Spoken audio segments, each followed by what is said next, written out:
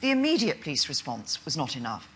Following the violence in London on Sunday night, the Metropolitan Police doubled the number of officers on duty on Monday, but it still wasn't enough to restore order.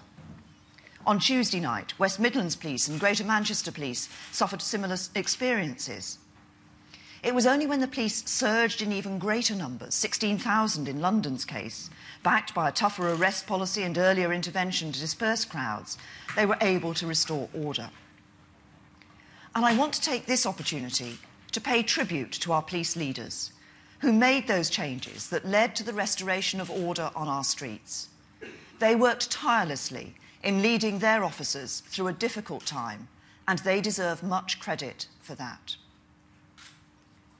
Many of the questions that have been posed since then actually reflect the questions we've been asking ourselves in the Home Office since May 2010.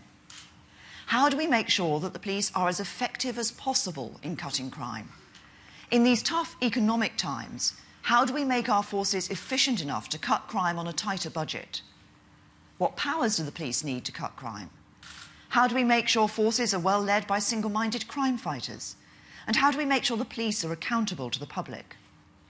Now, I will take each of these in turn, because I believe the experience of the last 10 days makes the case for police reform more urgent than ever. As Home Secretary, I've been clear from the beginning that the test of the effectiveness of the police, the sole objective against which they should be judged, the way in which communities should be able to hold them to account, is their success in cutting crime. I haven't asked the police to be social workers, I haven't set them any performance indicators, and I haven't given them a 30-point plan.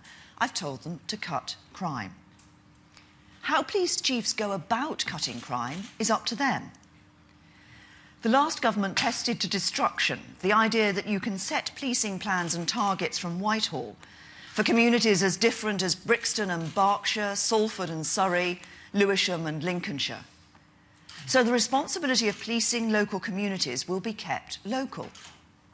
I will turn to accountability later, but that too will be local, through beat meetings, crime maps and directly elected police and crime commissioners. This devolution of responsibility in policing is the better understood side of our reforms, but it is only half the picture. Because as last week showed, while crime is mostly local, the police sometimes face challenges that cross force boundaries or require forces to work together. And that is why, alongside the devolution of powers in our police reforms, we are establishing for the first time a strategic policing requirement. This will require local chief officers to have regard to national threats as set out by the Home Secretary, and the need to maintain a national policing capability to meet those threats.